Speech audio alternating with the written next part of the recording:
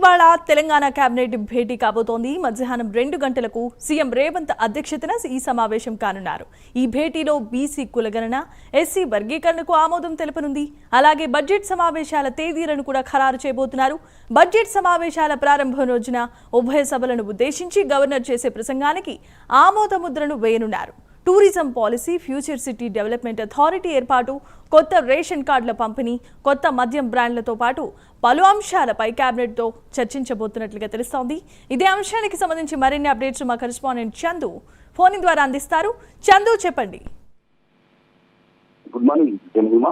నేడు తెలంగాణ కేబినెట్ సమావేశం జరగబోతుంది. సీఎం రేవంత్ రెడ్డి అధ్యక్షతన సచివాలయంలో మధ్యాహ్నం 2 గంటలకు ఈ సమావేశం జరుగుతుంది. ముఖ్యంగా బీసీ కులగణన, ఎస్సీ వర్గీకరణకు కేబినెట్ ఆమోదం తెలుపబోతోంది. అదేవిధంగా అసెంబ్లీ బడ్జెట్ సమావేశాల తేదీలను కూడా ఖరారు చేయబోతున్నారు. బడ్జెట్ సమావేశాల ప్రారంభం రోజున ఉభయ సభలను ఉద్దేశించి గవర్నర్ చేసే ప్రసంగానికి కేబినెట్ ఆమోద ముద్ర కూడా వేయబోతోంది.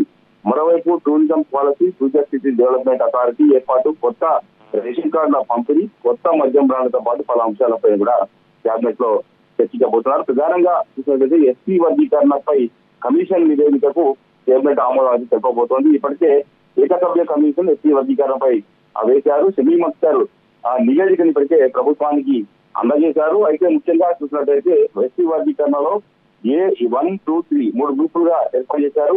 1% సంచార జాతులకు, మాదిగా ఉప కులాలకు 9%, మాల ఉప కులాలకు 5% రిజర్వేషన్లు కల్పించేందుకు డిసైడ్ చేశారు.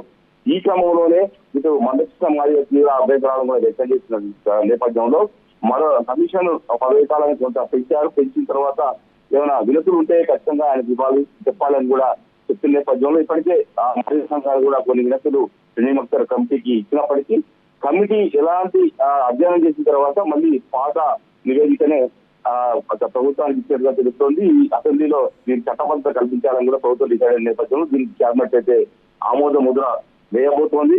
మరోవైపు బీసీ కులగణకు సంబంధించి మరోసారి కూడా ప్రభుత్వం అవకాశం ఇచ్చింది. అది కూడా డేట్ కూడా అయిపోయిన నేపథ్యంలో ఇప్పటివరకు నమోదు చేస్తున్న వివరాలతో తిరిగణన మంత్రివర్గం ఆమోదం తెలుపబోతున్నారు. బీసీలకు విద్యా ఉద్యోగాల్లో రిజర్వేషన్లు పెంచే బిల్లుకు, రాజకీయంగా రిజర్వేషన్ కల్పించే బిల్లుకు కూడా కేబినెట్ ఆమోద ముద్ర వేయబోతున్నారు. ముఖ్యంగా అసెంబ్లీ బడ్జెట్ సమావేశాలు ఈ నెల 12వ తారీఖు నుంచి ప్రారంభించాలని కూడా ప్రభుత్వం భావిస్తోంది.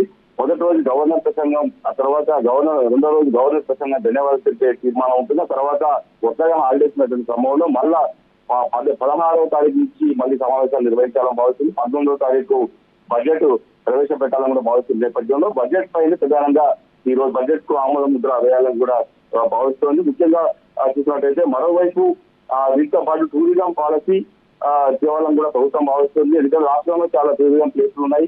వాటన్నిటిలో మనవల్లోకి తీసుకురావాలి, తద్వారా రెవెన్యూ పెంచుకోవాలని కూడా ప్రభుత్వం భావిస్తున్న నేపథ్యంలో టూరిజం పాలసీకి కూడా ఆమోదం తెలుపబోతున్నారు. మరోవైపు ఇప్పటికే సీఎం రేవంత్ రెడ్డి కళల ప్రాజెక్టు ఫ్యూచర్ సిటీకి సంబంధించి ఇప్పటికే ఫ్యూచర్ సిటీ డెవలప్మెంట్ అథారిటీని ఏర్పాటు చేసి పెద్ద ఎత్తున డెవలప్మెంట్ చేయాలని కూడా రేవంత్ రెడ్డి భావిస్తున్నాము. దీనిపై చర్చ జరగబోతుంది. మరోవైపు మార్చి 1వ తారీఖు నుంచి కొత్త రేషన్ కార్డు 1,00,000 రేషన్ కార్డులు పంచాలని కూడా ప్రభుత్వం భావిస్తుంది. ఇప్పటికే ఆ రేషన్ కార్డులను సిద్ధం చేశారు.